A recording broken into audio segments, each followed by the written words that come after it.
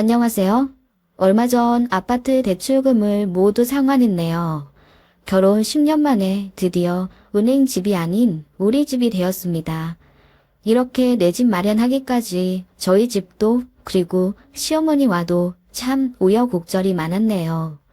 저는 대기업 생산직으로 근무하며 결혼 직전까지 한 달에 3,400씩 벌었습니다.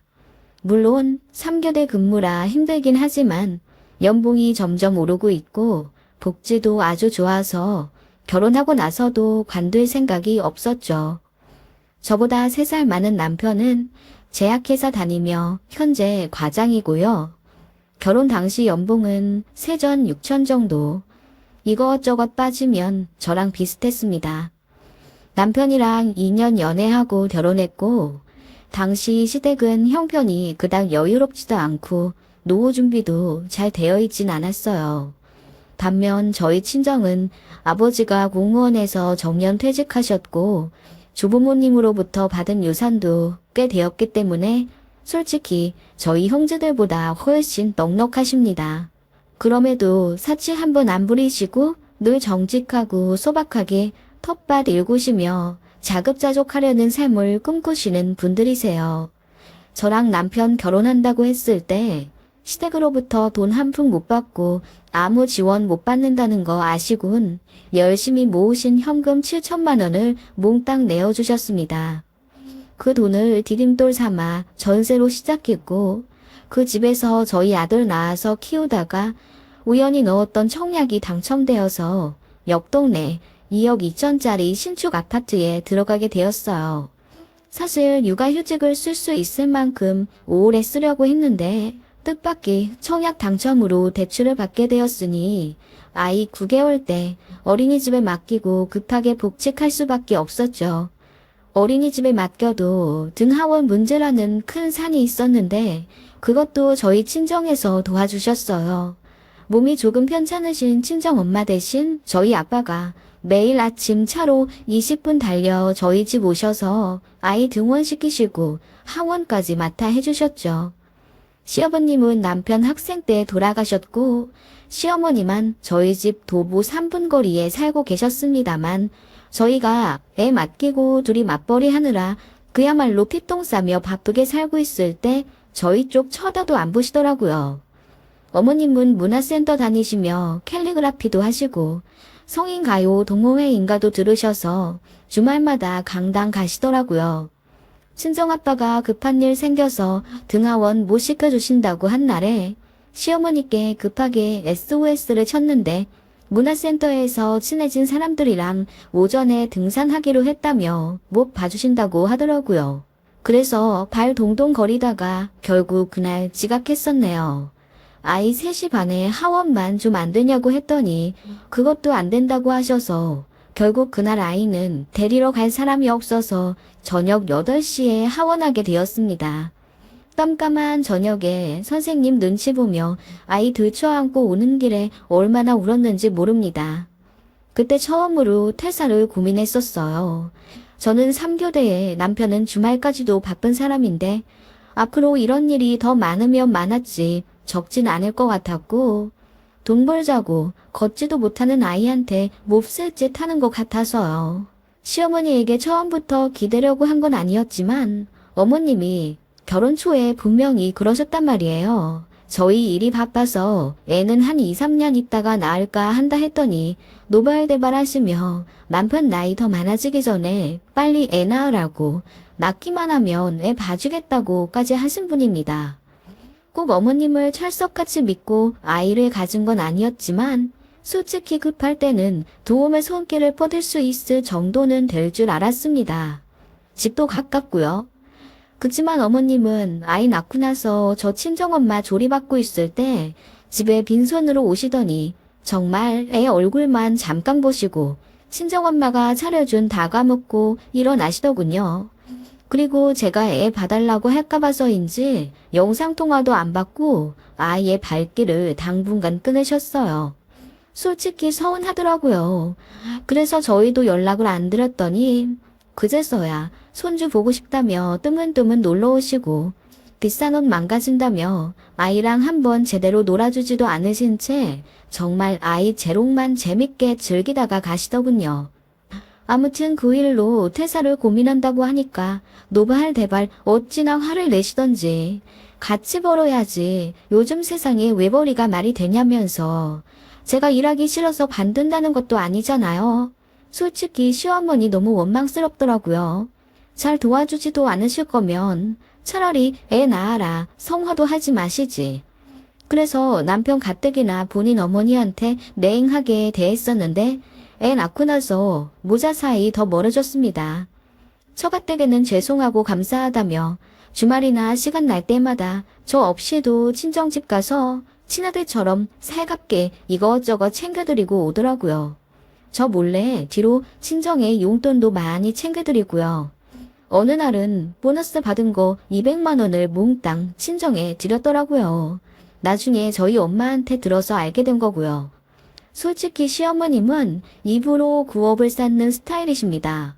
제가 아이 낳은 지 2달도 안 되었을 때 빨리 출산휴가 끝내고 복직하라고 야단이시더군요. 남편 혼자 돈 벌게 하고 집에 앉아있으면 엉덩이 안 간지럽냐는 겁니다.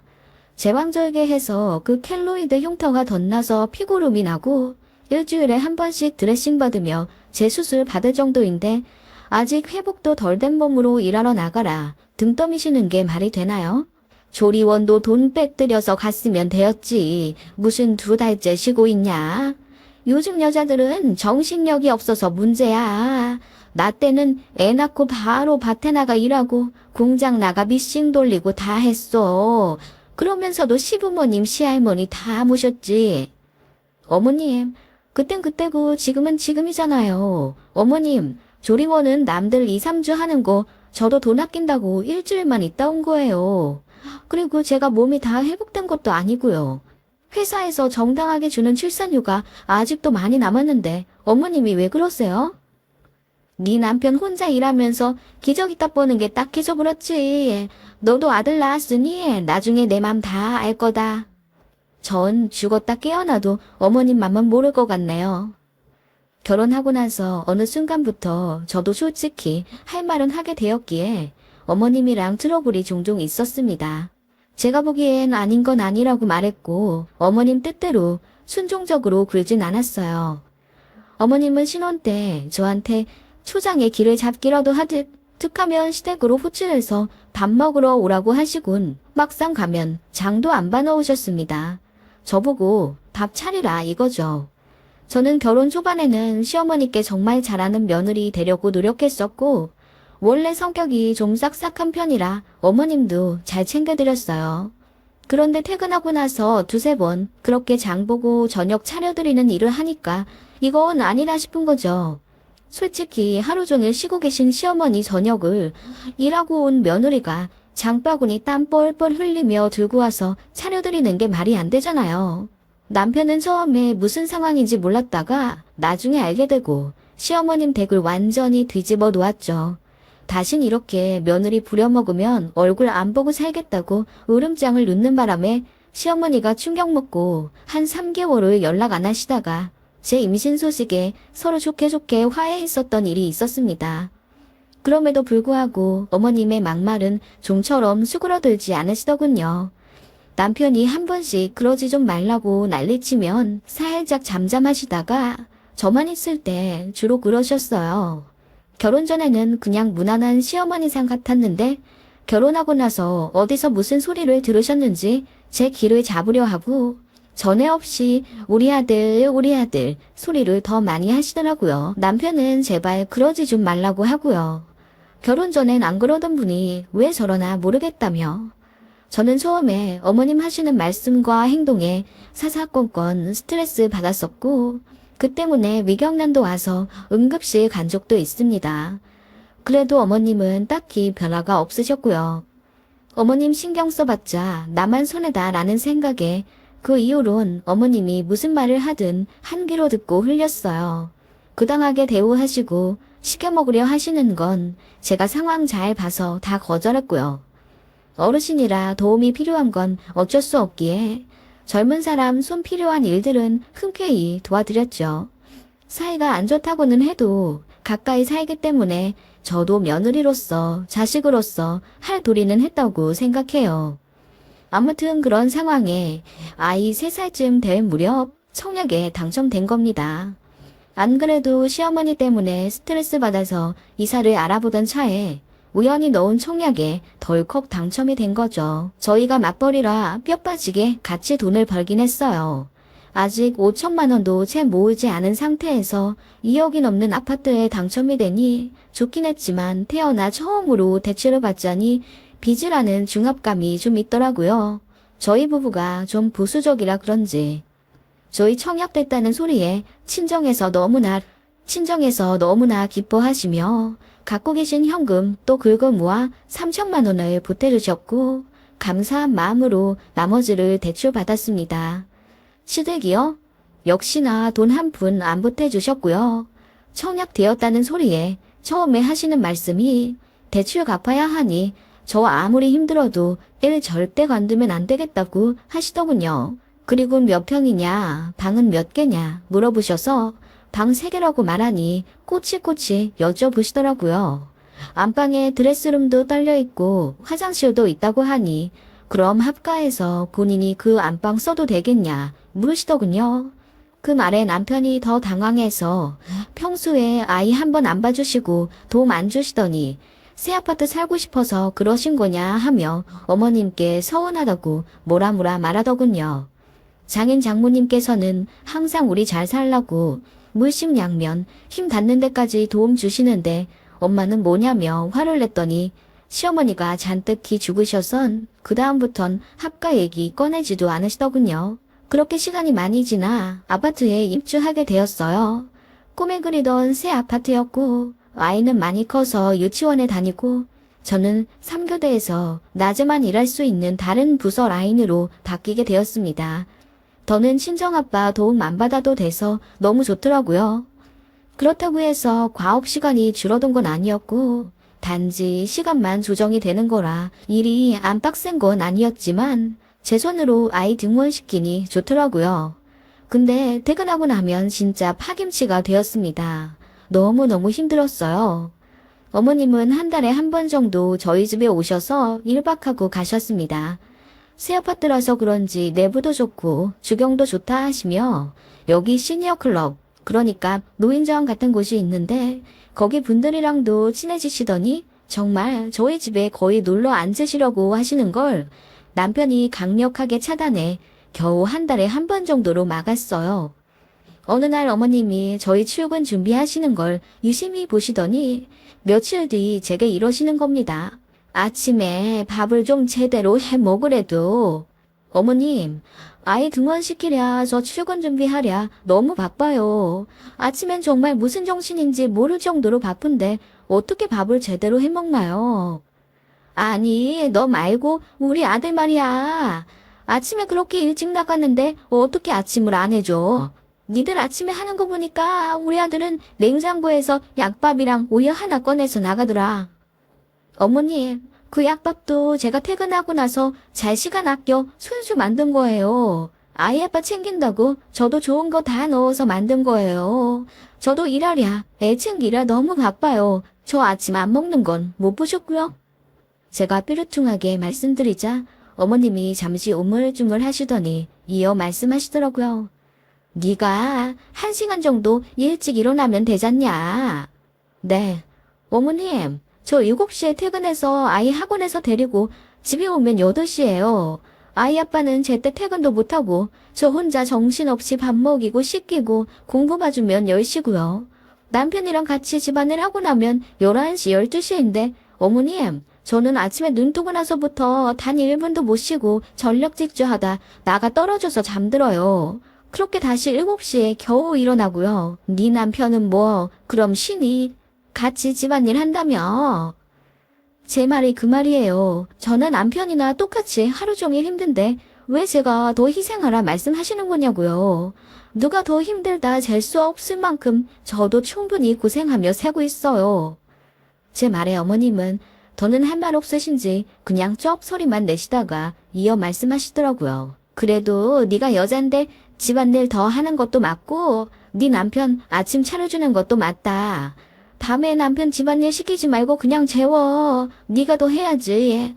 그래야 남편이 턱 짜서 사회생활 잘하지. 어머님, 저는 사회생활 안 하나요? 저도 낮에 정신 똑바로 차리고 일해야 하는 사람이에요.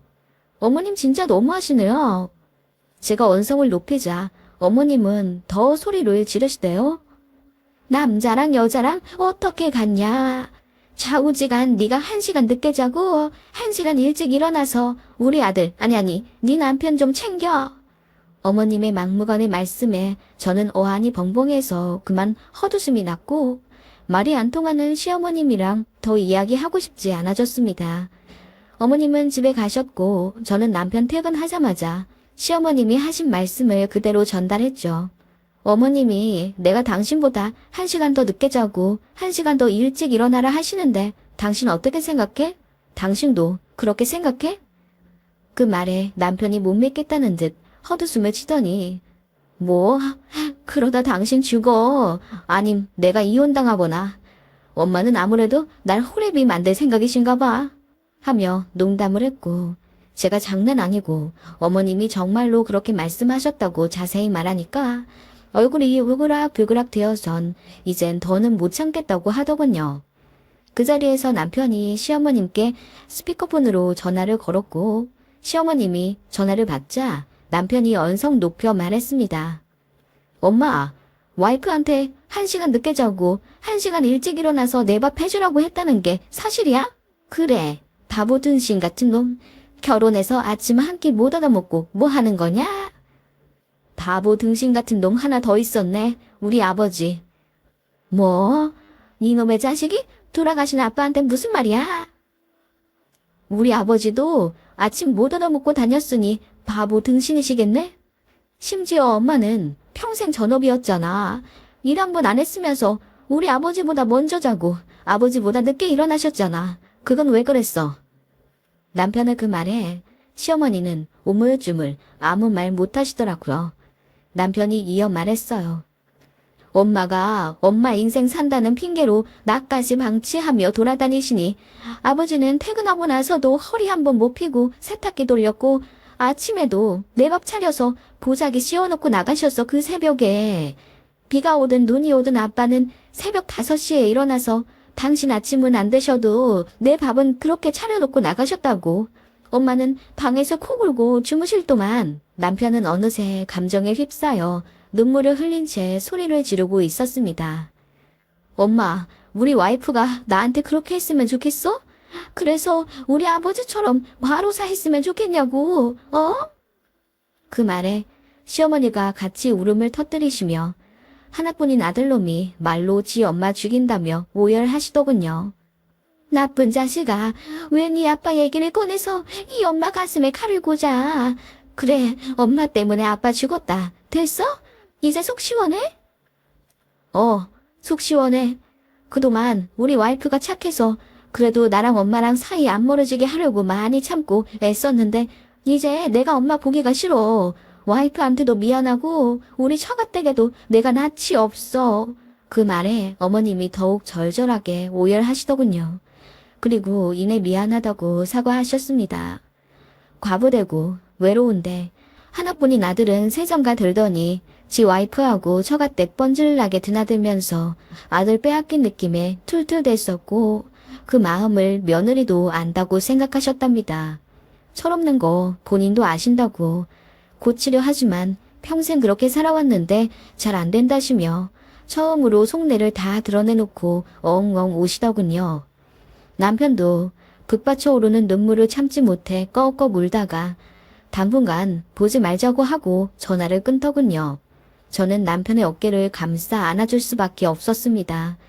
그렇게 어머님은 며칠 뒤에 제게 미안하다고 이제 말 조심하고 소중하게 대해주겠다며 장문에 문자를 보내셨고 저는 그냥 시간 좀 더 흐르고 남편도 감정 잘 추스를 때쯤 연락드리겠다고 했습니다. 그 이후로 반년 정도 서로 연락 안 타가 추석에 명절 핑계로 식사를 하게 되었어요. 어머님은 전과 다르게 많이 차분해지셨고 저에게도 말 조심하시더라고요. 그리고 생전 주지 않으시던 용돈도 50만 원이나 넣어서 제 아들 주머니에 꾸깃꾸깃 집어넣으시더라고요. 그 이후로도 종종 아들 계좌에 10만 원, 20만 원씩 계좌이체 해주셨습니다. 남편의 말 한마디에 어머님이 이렇게까지 변화하신 게 신기하기도 하고 시원하기도 하지만 어르신이니 한편으론 마음이 좀 찡하달까? 그렇네요. 남편은 어머님과 아직도 서먹서먹하지만 그래도 해야 할 도리는 해가며 그렇게 지내고 있습니다.